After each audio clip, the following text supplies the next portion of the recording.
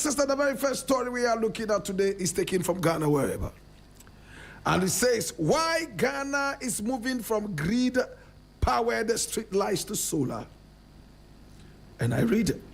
Now, the government is set to replace grid-powered street lights with solar-powered systems across the country. Now, according to a report by myjoyonline.com, the move announced on August 24, 2026 aims to improve the reliability of public lighting and reduce dependence on the national electricity grid.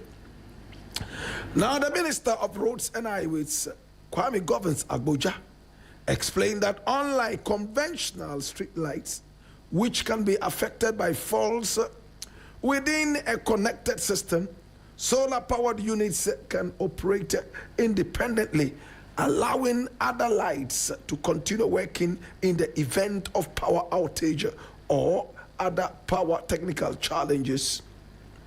He said the decision means solar-powered systems would be prioritized for all new road projects and street light replacement works, with the nationwide transition being led by the Minister of Energy and Green Transition. Government has taken a decision to replace all street lights with solar. With solar, even if one is damaged, the other can work, Agboja was quoted as saying. Agboja added that the government would no longer install main grid-powered street lights under new projects as it moves towards a full transition to solar energy for public lighting.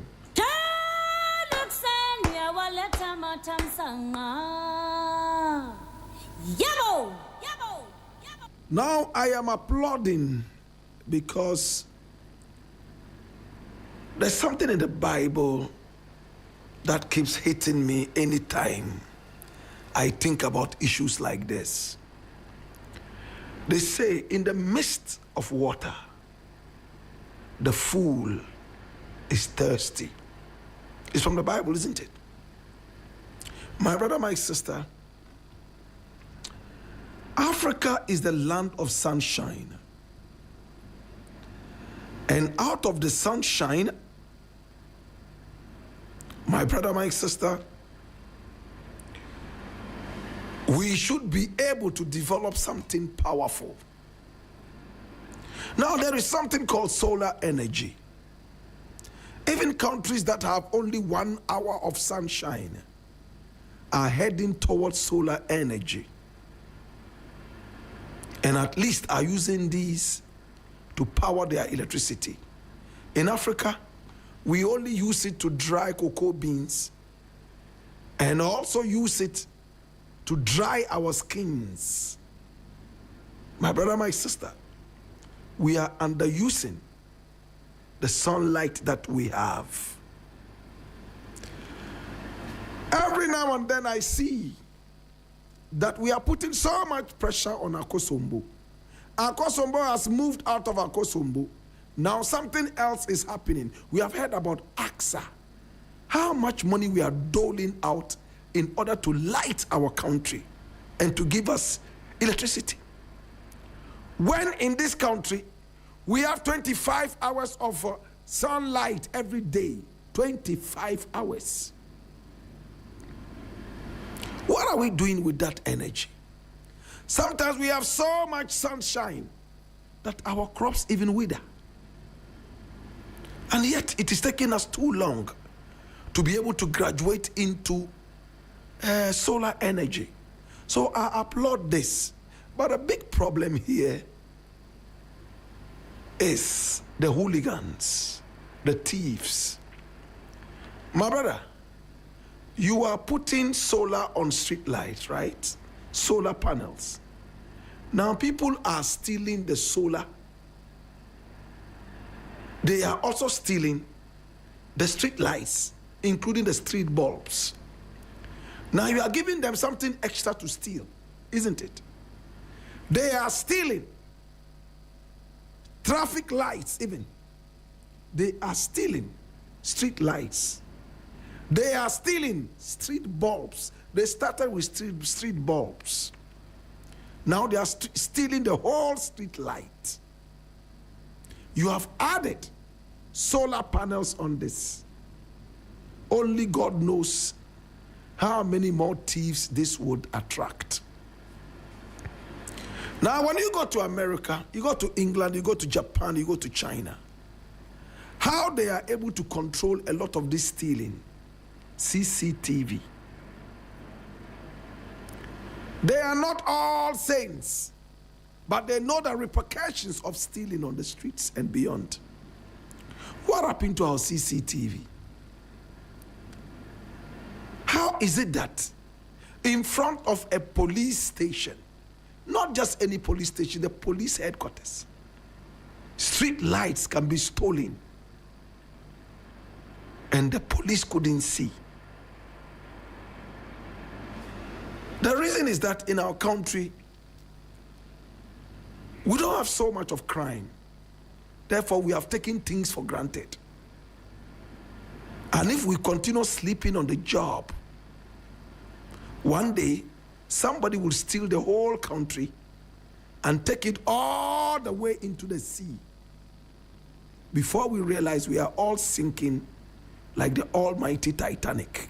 And I'm speaking tongue in cheek.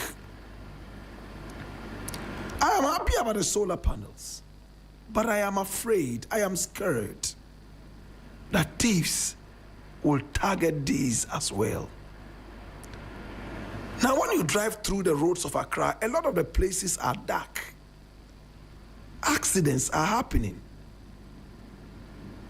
So these solar panels are going to help. But how are we going to be able to protect these solar panels and even the street lights, including our traffic lights and the barricades that we have on the streets? Right now, it is lucrative to sell scraps. People are moving around desperately looking for anything metal. Now they have graduated from scraps. They are going for anything metal.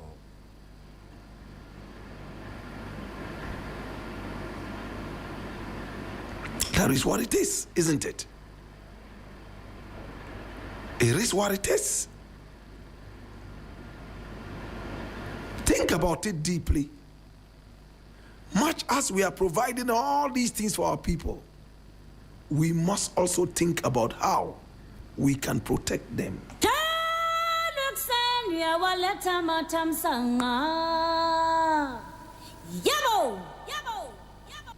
Now, the next story I want to look at is taken from 3 News, and it says electoral violence. 26 suspects have been put before courts. And this is the Interior Minister speaking. And this is a story written by Lord Nati. I read.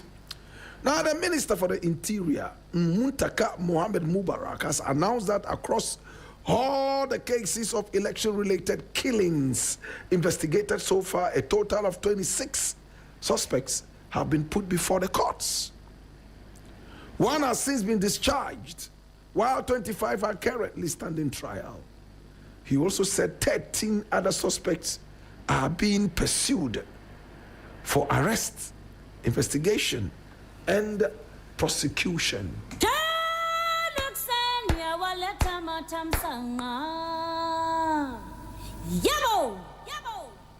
Well, I am excited about this, but I think that we should give it as much publicity and coverage as we can, so that it will serve as a deterrent. When people are punished quietly without the public getting to know,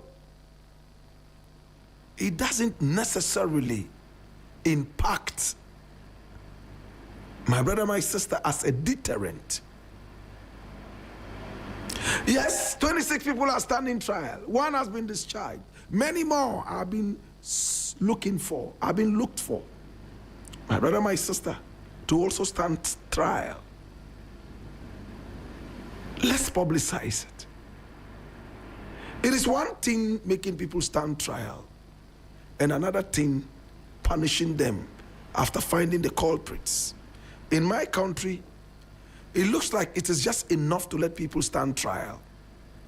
That's a huge achievement.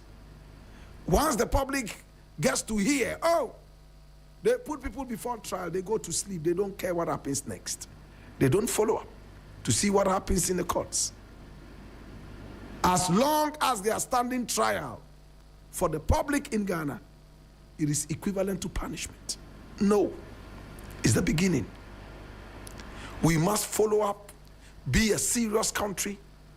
Know that once you are standing trial, justice will be served. Let's be serious about that. That's the difference between us and the so-called developed countries. Accountability, probity. For us, out of these 26, one is gone already. How many more chiefs and political leaders are going to come and plead for their own hooligans? Oh, this is a party member. He killed only 2 people as compared to the other party guy who killed 6 people. Free him. Free him. Let's meet for dinner. It's so common amongst us. Accountability. They have no respect for the nation anymore. Yet, all these people want to go to America. When they get an American visa after praying and fasting in the churches, they celebrate it. My brother, my sister, congratulations to the Interior Minister. But please, let us treat this as just the beginning. Let us see these things happen in the courts. Let's follow up. Let us be interested in these cases. Same way we are interested in the Chairman Wontumi and all the other cases. We want to see how these ones too would go. If we jail at least 10 of these guys, the next election will be peaceful. I leave it here.